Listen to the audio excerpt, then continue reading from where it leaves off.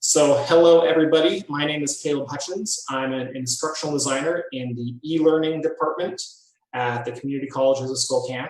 And I am helping facilitate a session where we have some faculty on hand to give some tours of their online courses. Because I'm hopeful that we have some people attending today that are curious about taking classes at CCS, but maybe aren't sure what to expect if they take a course that is online or partially online, and is curious about what that looks like, how that works on a day-to-day basis as a student, what is expected of you as an online student, and then we'll also be talking a little bit about some tips and tricks and ideas for getting the most out of an online class and being successful as an online college student.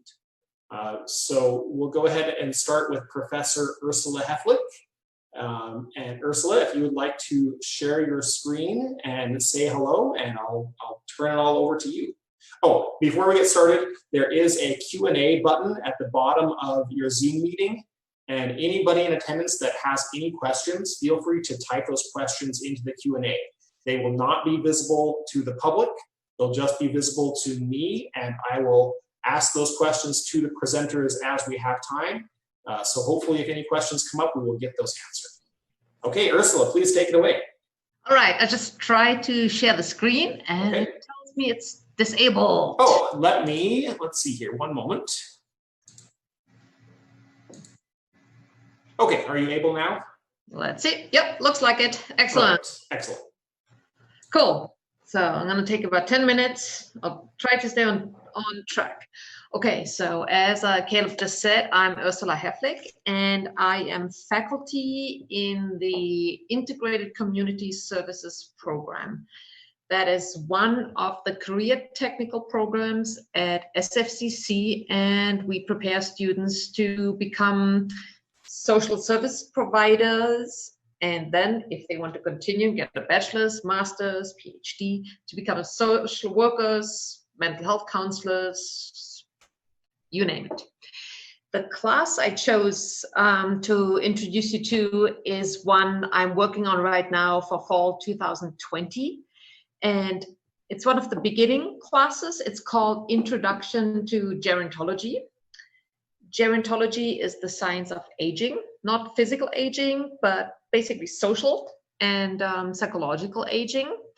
It's one of the transfer classes. So it usually has quite a few students in it who take this class as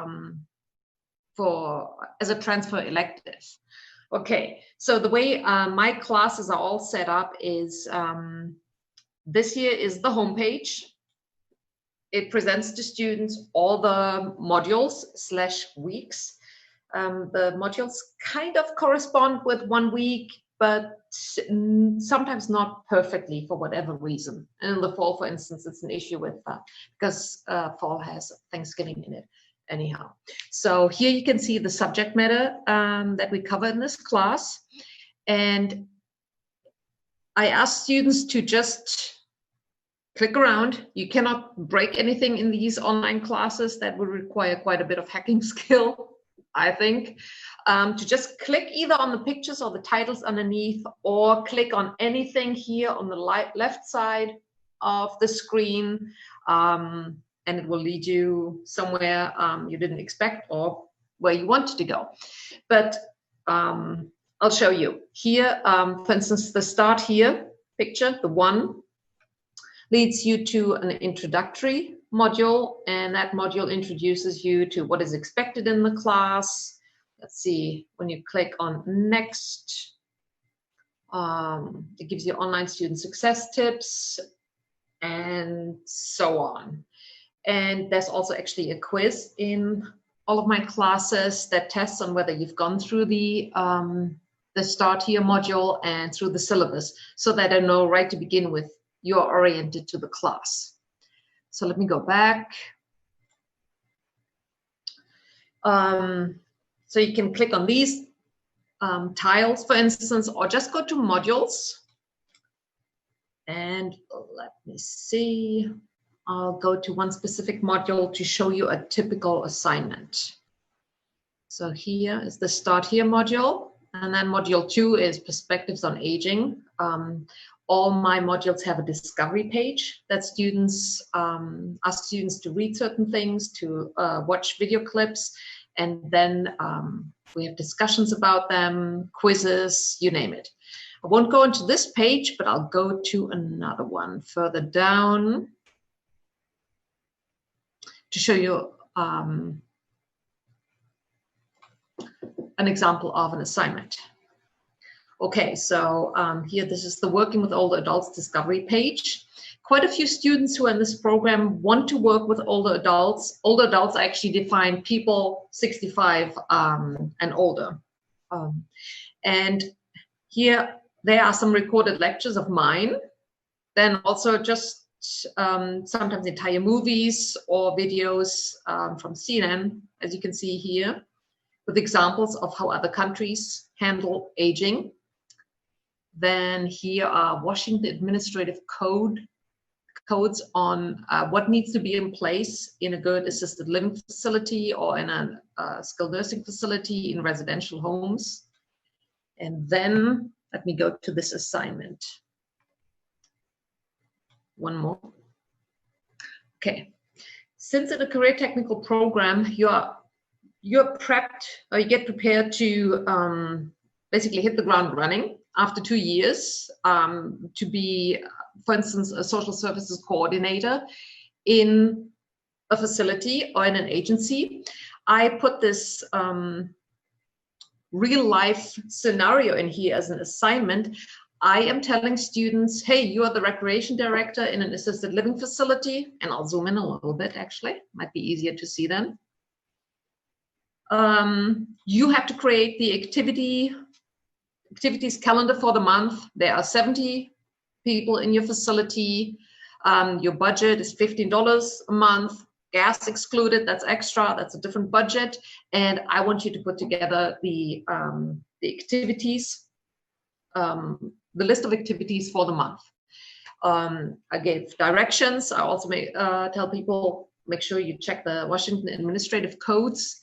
Then I provide an example from a previous student who just aced this assignment. That's pretty mind-blowing, I think, that one. And then students upload that assignment. It's quite challenging, but it totally mirrors what you would be doing on the job if you had this type of position. I will integrate, I haven't done it yet, a presentation where students actually present these calendars to other students, and they just chat about them. And the way they do that is, for instance, through Zoom. And let me zoom out a little bit more here. You can see here on the left of the screen, I have a Zoom link. I have a scheduler. What this means is that I integrate quite a few Zoom meetings into this class, so there actually is a lot of interaction where students get to talk about their work with each other, to run ideas by each other, and so that they don't feel isolated in an online class. Because that, I think, is always one of the risks of being an online student, is that you feel like you work in a bubble, that you don't have enough connection and just contact with the instructor and your fellow students. So that's why I use online meetings where students discuss their work and just discuss whatever actually they want to talk about in relation to school. And let's see, I also, in my classes, I tend to put in a lot of announcements. Here right now, I don't have any yet since this class will only start, just checking in with students. And I do a lot of surveys. They always show up in the quizzes section. Let me go there. Some of them are anonymous, others are not, about how they feel about the class, the subject matter, and I also track how their understanding evolves and how their ideas about the class develops from the beginning of the class to the end, how their attitude toward the subject matter changes from the beginning of the class toward the end. For example, in this class, I asked them about how frightened they are of aging, because that is something that a lot of people actually are concerned about. And then I compare that to their answers at the end of the class and see how things have shifted. And let's see, what else could I cover? So as I mentioned, these are very hands-on classes with a lot of interaction, a lot of assignments that really prepare people for their jobs. But since this is also a transfer elective, a lot of students find this class interesting because they check in with themselves, their attitude on aging. And also, I realized from last quarter, for instance, that there was one assignment that a lot of students thought was the coolest, most informative of them all, which was, is it finances? Ouch. Well, a lot of students had to estimate their income over the course of their lifetimes and whether or not they can retire on time and with how much money they can retire. That one was very revealing to a lot of students. And for instance, what I also integrate into these classes is weekly journal entries.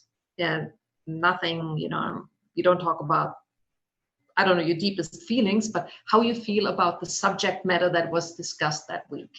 And that is also very cool because students can really try out their writing. They can write very freely and just process what they've learned. And that's all I have. Excellent. Ursula, we had a question come in, and maybe you want to answer this, or maybe Brenda wants to hop in also. Are teachers usually flexible with Zoom meeting times? I have 2 elementary age children, and we have to coordinate their meetings as well. So can you talk a little bit about how those the live portions of these online classes function? Absolutely. I mean, there's a reason. Sorry, Brenda, I'll quickly answer. There's a reason why students choose to take online classes, unless we all have to go online in the fall, who knows? But there's a reason. Usually they have jobs and they have children or they are homebound. They have obligations. So the Zoom meetings, there's a lot of flexibility in terms of when to meet. I set sometimes, it's like, okay, guys, here this week, choose one of those times when I'm available, and they schedule the meetings. Or the class meetings are always recorded if students cannot make it. Usually only about a quarter of the class attends. They know they get recorded, and then people who get home from their job at 1 a.m., they can watch it whenever they can. So there's total flexibility. And also, if an assignment requires a presentation, which preferably is live because it's just more fun and you get really good feedback from your fellow students, they can also record themselves. And then excellent. Whenever, yeah. Yeah, that's really helpful. Brenda, did you have any input on the live portion of the online class? I support what Ursula said. It's sort of like being on campus in that if somebody can't come to my office hours, I just schedule another time to meet with them. You can schedule Zoom meetings anytime. And it's unique now because people are working very odd hours and there's kids at home now. And so, yeah, absolutely. Things are much more flexible in general. So, yeah. Yeah. And I think we should emphasize that different instructors are going to do this in different ways. Right. So some online instructors may not use Zoom at all, and it will be entirely based through Canvas, which is that online system that Ursula was giving the tour of. So there will be online written discussions, there will be emails, but there may not be any live video portion at all. Or some instructors will use Zoom for sort of an open office hour type of situation where the instructor is available if you want to log in and chat, and if you have any questions or want some feedback, then they're available, but they may not have like a graded attendance for those sessions. So there's a lot of variety in how instructors use Zoom or use the live interaction, but I think the vast majority of them like Ursula and like Brenda said, it's about flexibility. It's about meeting the students where they are. And Karen, did you want to chime in as well? Yeah, I just wanted to add that if there is a class that will have required components for you to attend at a live session, it should be written in the course description that there will be synchronous elements to the class where you would actually have to be in a specific place at a specific time. So you should know before you even register for the class if that's something that's going to be required. That's really important. Yeah. So I mean, there shouldn't be surprises here. You shouldn't sign up for a class that you think is going to be flexible and then it won't be flexible. They'll let you know ahead of time whether that schedule component is there. Okay, thanks everybody. Brenda, did you want to share your screen and we can look at one of your classes for a few minutes? Absolutely, yeah. Thank you. Find that.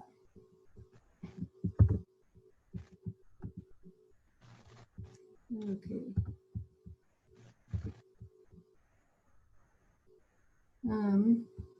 Give me a second here. Having a little trouble with this. All right. All right, so you can see that. Perfect. This is the front page of an anatomy and physiology course that I teach. Anatomy and physiology is 2-quarter sequence, and it's taken by students who are going into nursing or into X-ray technology or physical therapy. And so it's a course that a lot of students that are going into health fields have to take. And it's considered to be pretty intimidating to a lot of students. And so the structure of this course, I've just kept it as simple as I possibly can, just for that reason, because the content alone can be so overwhelming that you don't want to have to be struggling to find things. And so this is just the homepage. Again, just starting to build this course for fall. Some of this is still left over from spring, but the first thing you would see is just a video for me introducing myself, and then 20-minute video of how to get through the course and where to find everything. And this is just day one. This is the very first day. And lots of links, to the videos, to the syllabus.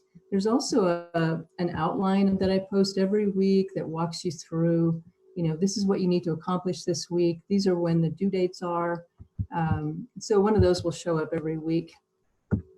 I also ask students to make the homepage their default so that when they enter Canvas, this is what shows up. And sometimes I will post test questions here. I change this almost every day. And so sometimes I'll post test questions here or just questions to think about. And so I try to start students here. And then the basis for the course is actually in the module. So let's just take a quick look at those. And the first thing you'll see is the general course information. So the syllabus is there, just tutoring hours, disability support services, tech support, very big deal. It's links located in a couple of places so that you can find those. Exam regulations, because exams are done online. So there's some definite protocol to find. So that's always near the top, so it's easy to find. The weekly outlines, always right there near the top, so you can find that. And then we get into the modules. And the modules, there's one module for every exam. So I try to keep it simple that way. And so for example, this particular module covers the endocrine system, which has to do with hormones, and then blood, just basic features of blood. So we're just starting to get into some of those features here. And so for every chapter or every topic, you will find a study guide. And this is something that I write myself so that students know exactly how to maneuver through the lectures. And I can show you an example of that in just a second. And then there's a lecture outline, which shows all the slides that are part of the videos of the lectures.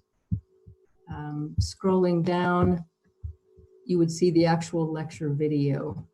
Before I get to that, you'll also see readings here. And this is just an ebook that's been embedded into the course. Some students like this, some students would rather have a hard copy book. So just a couple of options there. But then the video, this is my lecture video. And you just click on it, you get a bunch of information. Pretty simple to follow. The slides here are the same as they would be in the lecture outlines that I post. So pretty easy. So, and then one feature that is helpful in this is the little next symbol, and I'm not being able to access it right now. Hang on just one second. Let me move you over here. The next will take you from that lecture right into a quiz. And so you can test your knowledge based on that lecture. So for every lecture, there's a little practice quiz you can go through. And I was playing with this earlier. You can see I got 2.2 out of 5 on my own quiz. So there's lots of options to take the quiz again. So you can just keep taking the quiz until till you start to get a good feel for understanding, or if you just aren't getting it, you can watch the lecture again. So it's really nice to have online lectures because of that. All right, and then we go back to the modules. With this course, this is a unique course also because it's got lecture units, so lots of content driven, lots of information about the hormones and lots of information about the blood and lots of readings here you can see. And it just kind of scares the heck out of most people, but it's perfectly doable. A lot of people do it all the time. And then at the end, there's a lot of extras. There's lots of information out there. If a student isn't really getting what I'm saying, there's lots of other people who can say it in a lot of different ways. So Khan Academy, most people know about that. The publishers provided interactive videos that illustrate lots of things. So there's lots of resources out there for understanding lecture, which can be complex. And then we get into lab units. And this is where being an online course has become challenging since spring, and then this fall I'll be teaching this in an online format as well. Instead of people coming to lab, we have had to substitute other activities. And we're managing that fine. We've been able to put together lab kits that we can send to students in their homes to do some activities. There are some simulations that we're able to offer. And a lot of work in this course is looking under the microscope. So we found virtual microscopes so students can do those activities that way. And that seems to work just fine. One of my colleagues, Dr. Schmidt, made some videos of dissections. And so we're able to work with the dissections as well, which can be a really important part of learning how organisms are put together. It's kind of strange. And so to actually see them, see the organs is really helpful. So that's been really good. That was a really helpful thing in the spring. And we're just, finding more and more things we can add to our lab component for the fall, since we actually have time to work on it for fall. So, and you'll see, blood typing game, all kinds of things to look at. The games are there's some really good games out there for learning physiology and anatomy. The physiology is just how things work, by the way, and then the anatomy is just learning all the names of all the parts. So lots of interesting information. And again, with the lab, there's a lot of information. Histology is just looking at different body tissues under the microscope. So Shotgun Histology is a great resource. YouTube guy goes through these microscope slides and describes every part of them. And so just, I guess what I'm saying is there's lots of resources that we're finding and pulling into our courses, so that even though it is a lab course and we can't be in lab, there are still some hands-on things that can be done. Oh, and then the other thing I wanted to just point out that can be really helpful just to the organization of the course is the calendar. This will probably show August. Yeah, let's just go. So everything's on the calendar, at least in my course. So you kind of see when things are due. If you click on an exam, it will tell you, well, this one's locked, but everything's locked right now. But it will typically tell you what's part of that exam. What chapters are covered. What do I need to do to study for this? So the calendar is a great resource. And then something else I wanted to mention. I guess that was it. Okay. And then if we go back to this particular course, the grade book, a lot of my students are very concerned about their grades. And everything that's on the calendar is already dumped into the grade book. So they can watch their grades as they go and kind of see what's coming up and calculate their scores based on what they've earned so far. So I think that was all I wanted to point out. Is there anything else you want me to point out while I'm in this course? I think you did a great job. Okay. We did have a question come in about labs, and you actually did a pretty good job of answering that, I think. So just to reiterate what you were saying, for some lab activities, you were actually mailing lab kits to the students? Yeah, in the spring we had to mail them. In the fall, we're working to set up a time when students can just drop by campus and pick up lab kits. Gotcha. Which saves a ton of money. Sure, we had something similar in the spring. It just wasn't, we couldn't get everything done by the amount of time it took for that to be set up. But they had this sort of drive up thing I think it was near the library, where students just drove through, tell them what course they needed, and all the lab kits were just right there. Oh, great. And students were able to just drive through and pick them up and take off. So okay. So in some cases, it might look like that, where the student is taking home or receiving a kit. right. They actually do the work in their home, and then they Right. submit the results. In some cases, like you showed, it might look like an online simulation or a computer or a game or video recordings that kind of take the place of a more traditional lab. I think most lab courses in the science department, and I'm at SCC, by the way, in our department, most of us are doing a combination of things, just because not everybody learns in one way. So Sure. we're trying to throw a lot of things into that mix. Definitely. Karen or Ursula, did either of you want to have any thoughts about how labs work? Ursula, I don't know if you teach any lab courses or not. Okay. Karen, any thoughts about labs? I just wanted to add that there are some science labs that have been online even before we went into pandemic lockdown. Physics 100, both SCC and SFCC have been online for a while. Astronomy classes have been online. And there's a lab astronomy class. And then there's one more that I'm not Oceans. planning on. There's an oceans class. There's an oceanography class. That doesn't have the lab though. That's right. No, you're right. I think it's just the astronomy and the physics. And I keep on wanting to say astrology so bad. I think there's a geology online now. There's geology online, but that's also not a lab. They haven't been, I mean, now there is. We have all kinds of labs that we have never seen before online. There was a new chemistry at SEC that was being developed for online labs. But yeah, it is possible. Teachers are pretty inventive with the way that they come and put these things together. Great, that is helpful. So I have another question about labs, and this might be a question that you can answer, Karen. The person says, I'm in Australia currently, but I'm a citizen in Washington. Brenda mentioned that sometimes they'll send lab kits to the student's home, but if they're overseas, that might be a problem. If a class requires a lab kit like that, would that be in the catalog description? And I wonder if anybody... No, I don't think so. Okay. And I think what would happen in a case like that is we would just negotiate. Yeah, that's a great point. Yeah, I think that's an excellent point, that your faculty is going to be flexible and they're going to work with you to find a solution, especially this year.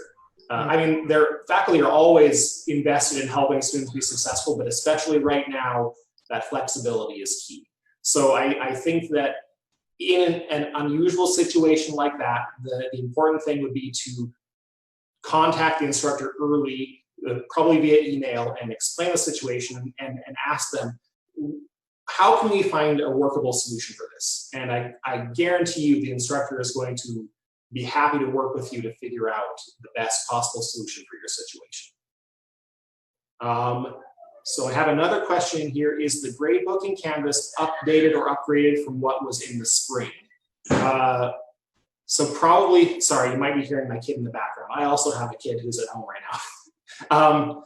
I don't think there have been any software changes to what the gradebook was like last year, but I think it would be important to note that The way a gradebook is set up is kind of dependent on how the instructor chooses to use it.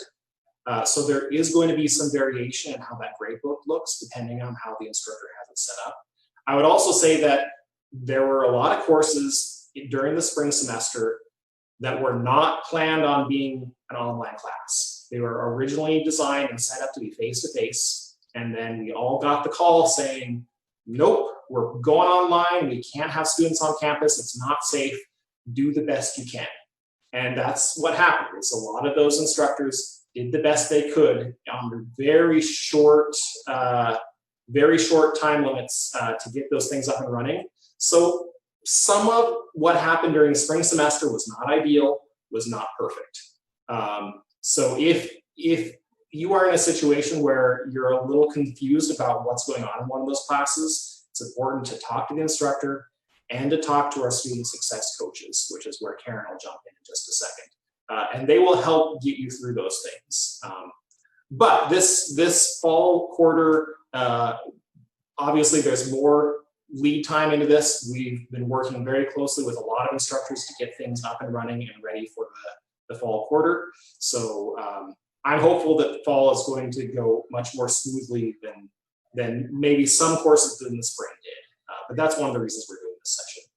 So with that, we're going to have Karen talk about her end of the deal here. She is one of our student success coaches, and she works very closely with students when they are having any kind of problem, have any kind of question that they're not even sure where to go.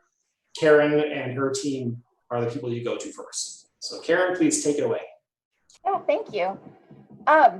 Before I get lost in what I want to talk about, I just wanted to mention for the person that said that they were in Australia, I do work with online students, and so working with people who are outside of the US, traveling, or they're just not here right now, they're going to be here later, whatever it is. Definitely get in touch with us. Caleb is going to collect anybody who wants to message him their email addresses. Definitely do.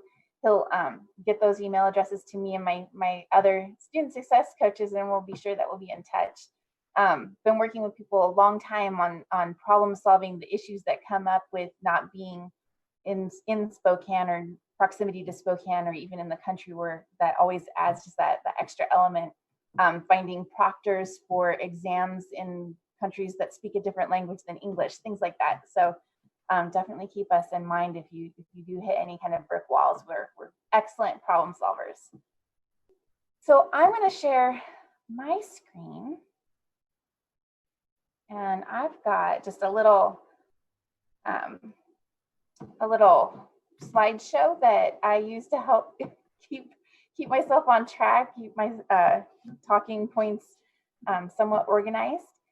So like I kind of mentioned before, I'm a student success coach. I work with other student success coaches. We're here to help students just navigate all of this stuff. So if you have any kind of hesitancy, anxiety, anything like that about being an online student, definitely get in touch with us. Send Caleb your email address and your name, and we'll be in touch and let you know what we're up to.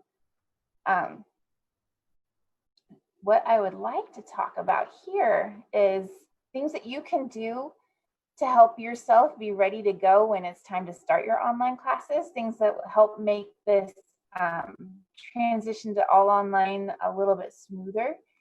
And the first thing that I recommend is creating a dedicated space. You want to make sure that as you're doing your online classes, that you have a space that's conducive to learning, that you have reduced distractions, that you're comfortable sitting for a couple of hours if you need to, that you have rules, especially if you have family members around, that they understand that there's certain rules to when you're in that special space that you work on your classes, that they need to follow those rules to respect your time in that space. If you have issues like difficulty with getting into Wi-Fi or anything like that, where you maybe need to drive to campus and sit in your car and do your classes in your car, just make sure that you've created space, even just in your vehicle, that helps you to be able to be there for the time that you need to be there, that you're comfortable, that you have it set up so that you can sit in there for the time that you need to sit in there. It's kind of an unusual circumstance right now with not being able to actually just come into campus and sit down at a computer station. So we'll if you have trouble and you need help with anything, trying to just problem solve this stuff, make sure that you're in touch with me, with Caleb, giving him that email address, and we'll be in touch, making sure that you're well resourced. As you're getting ready to start your online classes, the thing that we really recommend that you do is just update your favorite browser. Make sure that you can access Canvas on it ahead of time. Just you want to make sure that as you're going into it, that you have as few problems technology-wise as possible. And Canvas works best on the latest versions of most browsers. It does not play well with Internet Explorer Edge, so we don't recommend that you use that. Look at like your Firefox, Safari, Google Chrome. Just make sure that you've updated the browser. If you need help updating your browser, you can Google how to do it, or you can call IT support if you need some extra help. If computers aren't really your thing and you're feeling a little bit nervous about it, just take down that phone number right there. And we do have staff that is answering the phone there. And they can help you if you do have issues like getting logged into Canvas, anything like that. Just keep that phone number handy.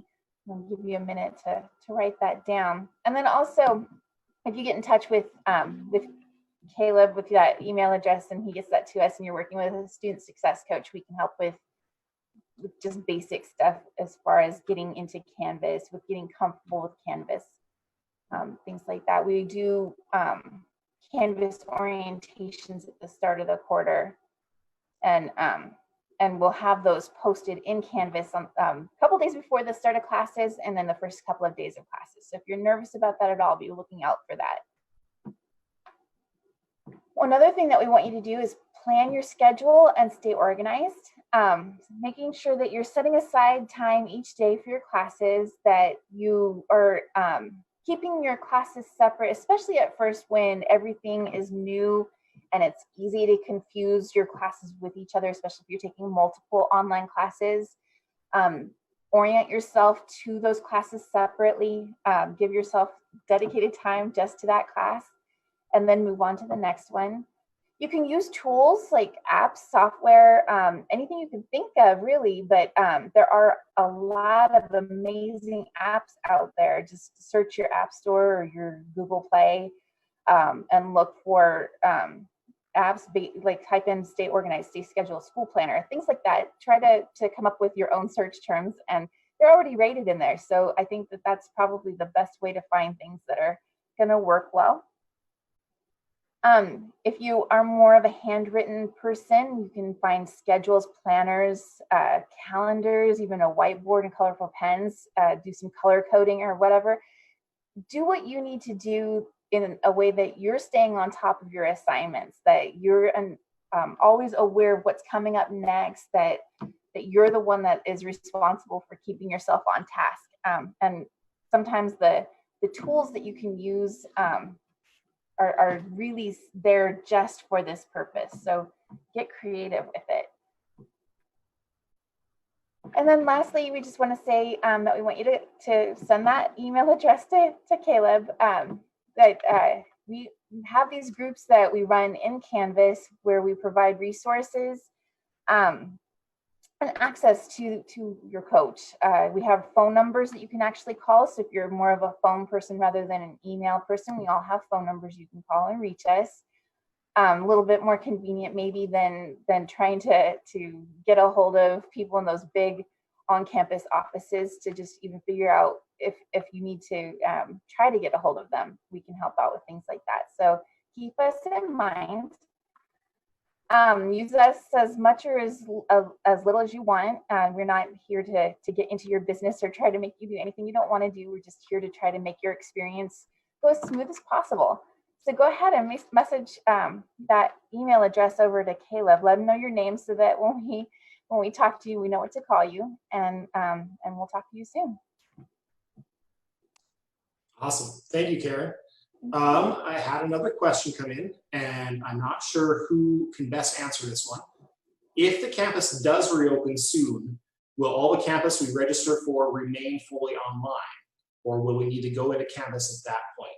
So I I assume they mean if they registered for a fall quarter class that is currently scheduled to be online, is it possible that that will change at some point during the fall quarter? And I'm pretty sure the answer to that is no. I see some Ursula and Brenda shaking their heads. I don't think so. Oh, sorry, Karen. I don't think so, because if it's scheduled online class, that was planned to be online, it'll stay online. Okay, that's what I thought. My understanding is right now, most classes are scheduled to be online classes for the fall quarter, and that's not going to change for those classes. If they're scheduled to be online, they will be online. And then I believe we have a handful of classes that may have a face-to-face component if it's something that cannot be done online.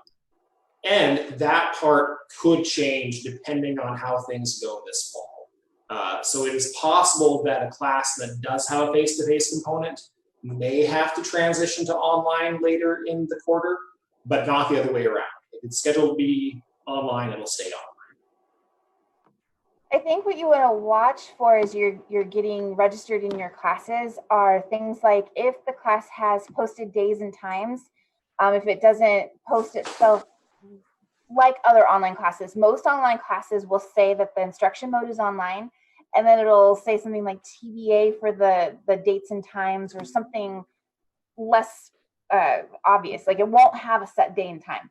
Yeah. So if you're signing up for classes that have set days and times, and you need to know whether or not it's possible that that class is going to transfer back to on campus if possible, I would be emailing that instructor and just asking those questions ahead of time if that's something that's important to you. But if the class is marked as all online, if it says the instruction mode is online, it doesn't say anything else, if it says TBA or it doesn't give days and times or anything like that, then assume that that is definitely on all online class and will stay all online. Perfect. Okay. We have a couple more minutes if anyone has any other questions that they want to type into the Q&A. And also, as Karen said, if you'd like to have Karen or somebody in her office get in touch with you, if you have any specific questions, you want to chat with somebody on the phone or via email or a Zoom meeting or something, go ahead and pop your email address or phone number into the Q&A. No one else will see that. You're not making that public, but I'll make sure that that gets to Karen, and her or somebody else in student success will get a hold of you. While we wait for a few minutes just to see if any other questions come up. I did just want to reiterate something that I think Ursula and Brenda both did a great job of talking about, but this idea that if you're taking an online class, you're not doing it in a vacuum. So I mentioned this in the previous session that we did, but a long time ago there was something called a correspondence class, which basically in a correspondence class, you sign up for the class and they mailed you a textbook and a workbook. And you sat at home and you read your textbook and you filled out your workbook and you mailed it back in and you got a grade. And if you had any questions, well, good luck. And I think that some people are worried that that's what an online class is like, where you're kind of on your own without a lot of guidance. And I think it's really important that we make it clear that that's not what our online classes are like. It's not a correspondence course. You have a real human instructor on the other end who is in the class daily, is active, is communicating, is responding to questions.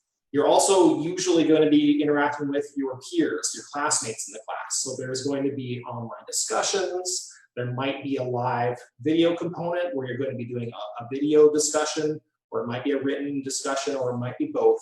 But I think it's just really important to make that clear that there is a social component to this, and you do have somebody on the other end. Mm-hmm. Can I also mention, Caleb, that students get free Zoom accounts through CCS, and so that way they can talk with each other, chat with each other, visit. Yes, and some students will do that. They'll kind of form little informal study groups within the class, and they'll meet on Zoom, or they might meet on like Facebook Instant Messaging or Google Docs or something else, where they can kind of work with each other and pool their resources and do study sessions for tests and that sort of thing. Okay, here's another question. are your students allowed to go ahead on their modules, or do they have a specific time frame that they need to be completed? In other words, are your courses set up so that they can work ahead? Mine are not. There's a module for each exam, and 2 days before the exam, I'll open up the next module. So it's just kind of keeping it in compartments. Sure. Ursula, how about yours? My modules are all open, but frequently the assignments are not. So they can check out, explore the entire class, Yeah. but I want to make sure that they build skills at a logical sequence. Sure, sure. And I think different instructors will do this in different ways. Some instructors do have everything open from the start of the quarter, and you just work at it at your own pace, and you're done, you're done. And some instructors like Brenda, it'll be more sequenced, where this week we're working on this module. Or like Ursula said, the content of the course is open and you can read ahead and watch videos ahead of time, but the assignments will be due at certain times. Also, yeah, please. One thing I wanted to add to that is one of the advantages to having these things compartmentalized is when you do have social groups or you do have online meetings, everybody's focused on the same thing. Yeah. And it just makes it much more relevant. So that's one of the advantages besides other things. Yes, I agree. Although, like we mentioned before, if you are in an unusual situation or you have a specific circumstance that you're dealing with, get a hold of your instructor and talk to them about it, because they may be able to work with you to come up with a solution. So if you have an obligation of some sort or an emergency come up and you need to work ahead, talk to your instructor and they will help you figure something out. Okay, great. Any other questions that anybody has right now, or any other comments from all of you?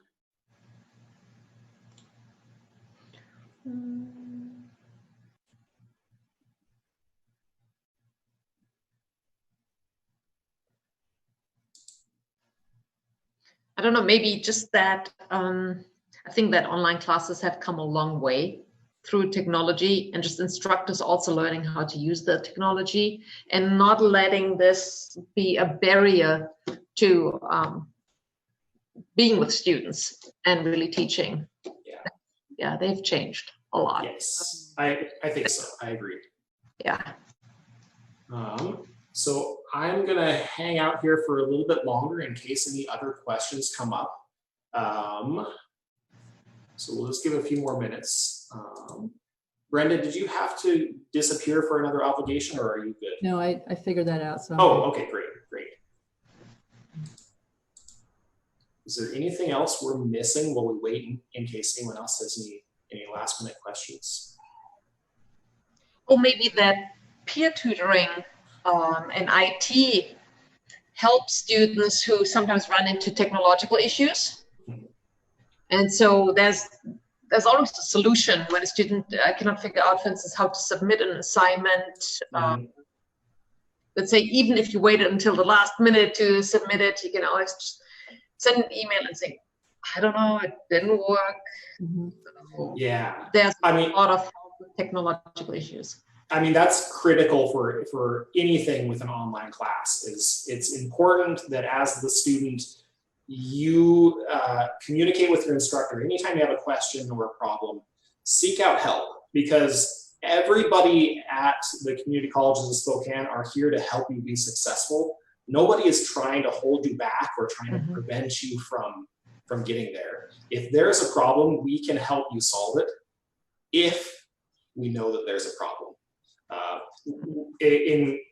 I've been in this field of instructional design for about 6 years now, and I've worked with faculty and I've worked with students, and the biggest mistake students usually make is putting a problem off, avoiding it, or procrastinating with the problem, or hoping it'll go away on its own. And that's usually when they get into the most trouble, is when they don't reach out for the help when they need it. But if you do reach out for that help, you will get that help. I think one of the things I tell my students, whether, when lectures are online or labs or both, is you can't just raise your hand during the lecture and ask questions. You have to be really organized about keeping track of your questions. Sure. And I really appreciate what Karen said. You know, just being organized sometimes is just half the battle. You know, making a space and making a calendar and having a really dedicated way to keep track of your questions and your notes, and Yep. the whole thing is so important. And Yep. and remembering that faculty are here. You know, what Caleb said, we're really, you know, at ground level with you in the front lines, and really happy to help you. Yeah. Okay, I do have another question here. Karen, I'm guessing you probably know the answer to this one. Is there an official orientation for students new to SCC or SFCC online? There isn't anything specific for, as far as a general orientation for online.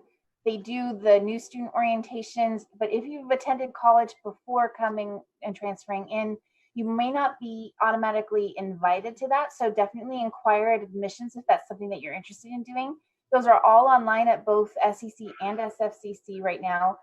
And then at the start of the school quarter, my student success coaches and I we are going to be putting on some specific to Canvas orientations, where we're going to walk through the basic navigation in Canvas, how to use the tools that are available to you, like the calendar that's available to you in Canvas, and how to color code in there and stuff, to keep track of your assignments. But and then we'll also open an online class. Well, we have a FATE class that we use, and we'll just talk about ways that you can approach each and every class. How would you orient yourself to that class? How are you going to start your quarter? We just talk about how to think about that. So it's just sort of a nice way to gently get you started. But we also have a video tutorial that will be posted in Canvas as well at that time. So whatever your comfort level, wherever that wants you to be, we're going to be here for you to hopefully answer any questions, or, you know, ease any anxieties that you might have at that time. Excellent. Okay, I think we're almost out of time here. So if anybody has any final closing thoughts, or unless a question pops up in the next 30 seconds or so, then we're probably going to call it a day. Okay, I really want to thank Ursula and Brenda and Karen for joining me for this session. I hope that for the students or prospective students that attended, I hope this was informative. I hope it answered some questions you had and gave you an idea of what you can expect. Again, if you would like to have Karen or somebody from Karen's team reach out to you later, go ahead and pop your contact info into the Q&A tool, either an email or a phone number. Either one would be fine, and your name or whatever name you want to be addressed as, and we'll have somebody get a hold of you soon and help you kind of decide if this is right for you and where to go if you want to get started. All right. Thank you so much, everybody. And I will talk to you later. Have a great